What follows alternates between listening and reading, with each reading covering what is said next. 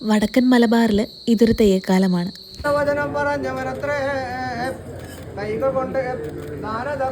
ദൈവങ്ങൾ മണ്ണിലിറങ്ങി തുടങ്ങിയിരിക്കുന്നു. ജാതിമത ചിന്തകളില്ലാതെ ആളുകൾ കൂട്ടമായി തെയ്യം കാണാൻ എത്തിക്കൊണ്ടിരിക്കുകയാണ്. അതെ, ഞങ്ങളുടെ ഈ ഒരു യാത്ര കണ്ണൂരിലേക്കായിരുന്നു. രാവിലെ 6:45 ഏർനാട് എക്സ്പ്രസ്സിന് ഞങ്ങൾ ചേർത്തലയിൽ നിന്ന് കയറി കേട്ടോ. അങ്ങനെ ഉച്ചയോടെ ഞങ്ങൾ കണ്ണൂരെത്തി. അവിടുന്ന് ഫ്രഷായി നേരെ മുത്താച്ചി വളപ്പിൽ തറവാട്ടിലേക്ക് പോയി. അവിടെയാണ് കേട്ടോ തെയ്യം നടക്കണേ. പണ്ട് പുസ്തകങ്ങളിലൂടെ മാത്രം വായിച്ചറിഞ്ഞ തെയ്യക്കോലങ്ങളെ നേരിട്ട് കാണുന്നതിൻ്റെ ആകാംക്ഷയിലായിരുന്നു കേട്ടോ ഞാൻ.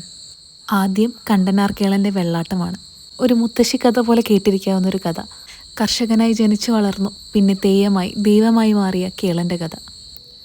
വെള്ളാട്ടം കഴിഞ്ഞാൽ കണ്ടനാർ കേളൻ്റെ അഗ്നിപ്രവേശം പിന്നീട് പുലർച്ചെ 4 മണിക്കാണ്. ഇനി അതിനുള്ള കാത്തിരിപ്പായിരുന്നു.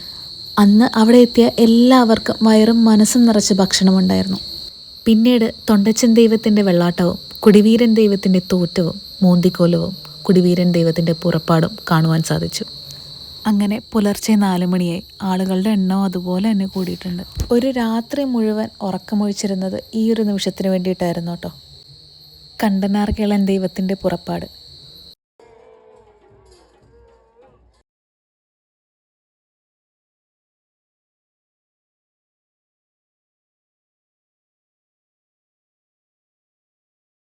അങ്ങനെ കണ്ടനാർ കേളൻ്റെ അനുഗ്രഹവും വാങ്ങി ഞങ്ങൾ അവിടെ നിന്ന് മടങ്ങി.